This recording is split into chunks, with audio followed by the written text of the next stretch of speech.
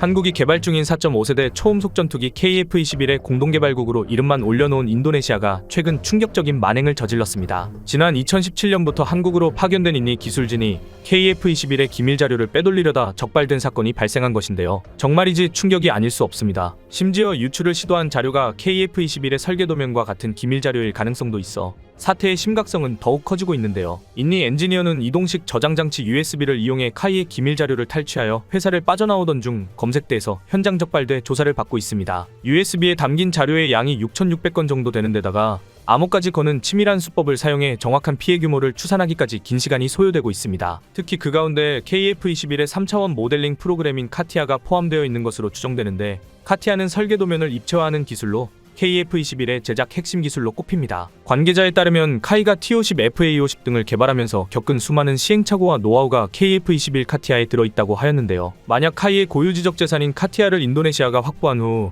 엔진, 무장, 항전 장비 등을 다른 루트로 확보할 수 있다면 KF-21의 시제품을 만들 수 있다는 것도 과장된 것만은 아닐 것입니다. 15명 안팎의 인도네시아 파견 기술진 중 리더격인 이번 용의자는 2017년 카이에 온 것으로 전해져 최소 4년에서 7년 동안 기술을 빼돌렸을 가능성이 제기되고 있는데요. 만약 허술한 대응으로 일관했다가는 한국이 오히려 신뢰를 잃게 되는 상황도 발생할 수 있습니다. 인니가 유출을 시도한 자료 중 미정부의 수출 승인을 받지 못한 자료가 포함돼 있을 경우 외교 문제로 비화할 수도 있기 때문인데요. 그동안 미국은 인도네시아가 믿을 수 없는 파트너라며 만약 공동으로 전투기를 개발하게 되면 핵심 기술에 대한 유출 가능성이 매우 높아 주의를 요하는 과정이 필요하고, 한국의 기술 이전 역시 미국과 관련된 기술은 이전을 거부한다고 말해왔었습니다. 이에 이번 사건을 통해 한국이 향후 사업에서 미국산 장비를 필요로 할 때 미국이 더욱 까다로운 조건을 제시하거나 수출 승인을 거부할 수도 있게 되었습니다. 미국이 기술 지원 협정 TAA를 통해 KF-21 사업에 제공한 기술은 모두 125개입니다. 그 가운데 민감한 5개 기술은 군사동맹국인 한국에게만 이전을 허락하였고,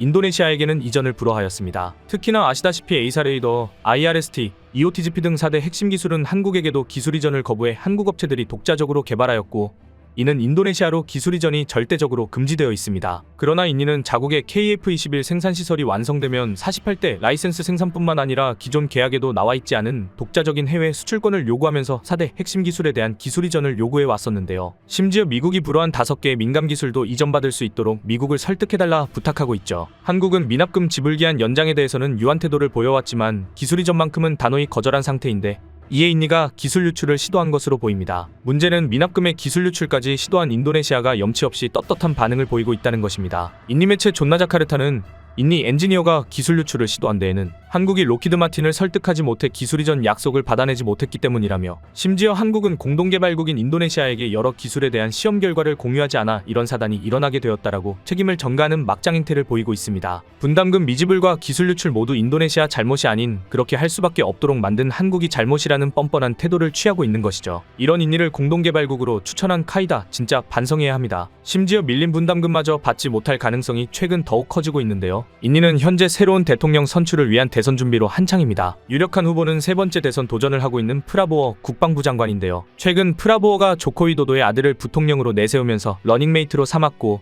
지지율을 끌어올리고 있습니다. 문제는 KF-21의 미납금 사태의 원흉이 바로 프라보어이고, 프라보어가 정권을 잡게 되면 연체된 미납금을 돌려받기 어려워질 수 있다는 것이죠. 심지어 현 대통령인 조코 위도도 역시 아들의 정치 입문을 위해 다른 당인 프라보어를 지지해주고 있는 막장 사류 정치가 진행되고 있는 곳이 바로 인도네시아입니다. 이들에게 있어서 한국과의 계약은 전혀 안중에도 없고 오로지 자신의 기득권 유지만이 최우선 고려사항인 것이죠. 한편 기술 유출에 대한 정확한 피해 규모가 추산되지 않는 현재 상황에서 인도네시아가 이미 KF-21 기술 상당수를 터키와 중국으로 유출했을 가능성도 제기되고 있습니다. 최근 인니 매체에 따르면 기술 이전에 인색한 한국 대신 인도네시아는 중국산 A사 레이더와 튀르키예산 TF35,000 엔진을 자국의 독자형 모델 4.5세대 I-22에 장착할 것이라는 기사를 보도했습니다. 즉 중국과 터키 그리고 인도네시아의 3자 군사협력이 진행되고 있음을 알 수 있습니다. 특히나 터키의 차세대 전투기 칸의 경우 중국의 가장 큰 동맹국인 파키스탄이 공동개발국으로 참여하고 있으며, 인도네시아 역시 관심을 갖고 있어 터키, 중국, 인니, 파키의 기술 협력이 상당히 빠르게 진척되고 있음을 알 수 있습니다. 특히 지난 1월 27일 충격적인 소식도 전해졌는데요. 인도네시아가 터키로부터 대함유도 미사일 아트마카를 인수한 데에 이어 또 중국으로부터 YJ-22 미사일 시스템을 도입하기로 한 것입니다. 디펜스 시큐리티 아시아에 따르면 마3의 속도를 가진 YJ-22 미사일은 중국이 갖춘 최고의 대함미사일로 꼽히는데, 중국은 인도네시아에 수출을 허가하면서 인니가 호주를 견제해주기를 기대하고 있습니다. 인도네시아가 미국과의 관계가 틀어질 수 있음에도 불구하고 중국산 미사일 시스템을 도입하려는 이유는 그들의 모든 초점이 자국 무기 생산 역량 증대에 꽂혀있기 때문입니다. 이를 위해서 중국이나 터키와도 얼마든지 협력할 수 있음을 보여주었고, 인도네시아가 자신들이 원하는 기술을 이전받기 위해서 언제라도 KF-21의 기술들을 협상 테이블 위에 올려놓을 수 있다는 것입니다. 인니가 2022년 공개한 자국산 4.5세대 I-22 전투기에 중국산 A사 레이더 그리고 터키산 엔진을 달기 위해서라도 KF-21의 기술을 그들 국가에게 제공할 가능성도 매우 높은 것이 사실이죠. 한편 최근 중국에서는 KF-21에 대한 지대한 관심을 내비치고 있는데요. 지난 1월 중국 군사 프로그램 군미천하에서는 KF-21에 대한 특집 보도를 하면서 예상치도 못하게 빠른 속도로 개발 중인 KF-21은 추후 중국 공군의 치명적인 무기가 될 수 있다고 보도하였습니다. 중국이 바라보고 있는 KF-21은 과연 어떤 모습일까요? 한번 보시죠. 世界上最先进的战斗机莫过于隐形战斗机，因为它出色的综合性能，使得其在面对3、4代战斗机时拥有着极大的优势。然而，越是优秀的战斗机，其技术自然更为复杂。在不久前，备受关注的韩国最强战机在质疑声中完成了首飞。那么 KF-21 的性能究竟如何呢？一架与美空军 F-22隐身战机颇为相似的战机，在空中飞行了33分钟后成功降落。飞行结束后，这架战机被韩国总统称赞，这是韩国国防独立取得的重大成就，意味着韩国成为继美、中、俄之后全球第4个能造超音速隐形战斗机的国家。也就是说，韩国一夜之间已经是战斗机技术大国，而这架让韩国引以为傲的战机被称为 KF-21猎鹰。那么韩国方面，它的最新锐的战机应该是40架 F-35，但是我们也都知道，是能形成战斗力，这个是要打问号的。所以对于韩军来讲呢，如果 KF-21能够迅速的投入现役，那么用来替换 F-5也好，用来比这个 F-15K 和 F-16更先进也好，那么这些呢都会使得韩国的空中作战能力呢有一个明显提高。更重要的就是它是韩国国产战机，所以对于韩军来讲，无论是改进呢还是备件的这个调配，都会相对比 F-35要容易很多。这点呢也是为韩国方面所看重的。KF-21战机采用2台 F-414 GE 400发动机，最大飞行速度马赫数 1.8， 最大起飞重量25吨左右。最大载荷 7.65 吨，转场航程2000多千米，战机指标总体上介于 F-15和 F-16战机之间。猎鹰与猛禽也许跟洛克希德马丁公司的技术支持有关。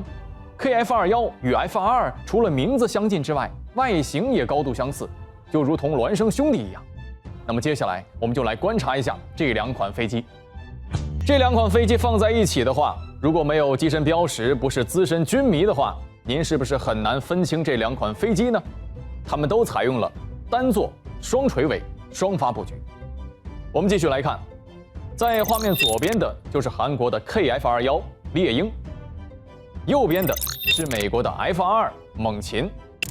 我们先来看这2款战机的前机身截面，都是呈菱形设计，机头段上下部分之间呢具有明显的折线。只不过 KF-21的座舱前部多了一个光电球 ，F-22没有。同时，它们都采用了小展弦比梯形翼面。那么有大就有小，大展弦比简单来说呢，就是长而窄的机翼，而小展弦比就是短而粗的机翼。这种机翼啊，有利于减小超声速飞行时的机波阻力。而2款战机最像的就是进气口和进气道。位于机翼前缘延伸面下方，进气口截面扭转成斜菱形，避免了侧面的直立平面，而进气道采用了 S 型结构，机身中段截面呈五角形。我们再来看机身后方的垂尾，同样是巨大的双 V 型垂尾，并向外倾斜27度，恰好处于翼板隐身设计的边缘。通过这样来看啊，光从外形结构来说呢，这2款飞机确实很像。也正是基于这一点，所以很多人认为，有了 F-22的优异表现 ，KF-21这个 F-22的缩小版也会具备先进的隐身性能。然而事实真的是这样吗？对于韩国来讲，终归它的航空工业的规模跟这个周边的俄罗斯呀、日本的，包括跟我们相比，还是有一定的差别啊。那么韩国能在短时间内从这个 FA50到现在 KF21，已经对他来讲是一个很大的成就了。但是我觉得，其实这个对韩国整个航空工业，尤其是军事航空工业水平的提高，还是意义蛮大的。KF21原型机自7月成功首飞之后，在后续几次试飞中分别暴露出各种严重问题，甚至是导致起飞失败，这给韩国方面的后续试飞造成巨大的压力。对比韩国的航空制造水平，可以说 KF21的未来发展仍将是一个未知数。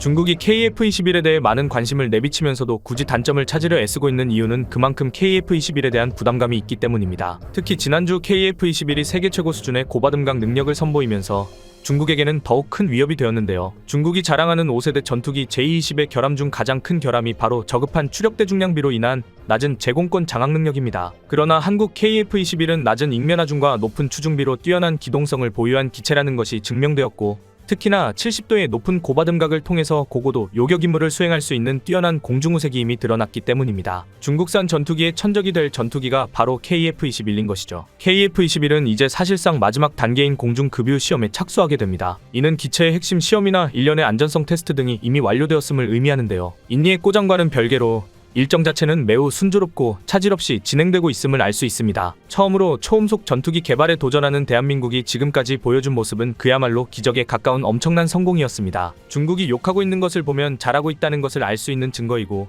인니가 기어코 기술을 유출하려 시도하는 것을 보면 그만큼 기술력이 뛰어나다는 것을 알 수 있는 것이죠. 짱증서에 토인 발급 인증서까지 KF-21 잘 되고 있구나. 오늘의 한 줄평, 인도네시아라 쓰고 중국이라고 읽는다. 이상으로 리얼리즘이었습니다. 여러분의 생각은 어떠신가요? 현명하고 지혜로운 여러분의 의견을 지금 댓글에 남겨주세요.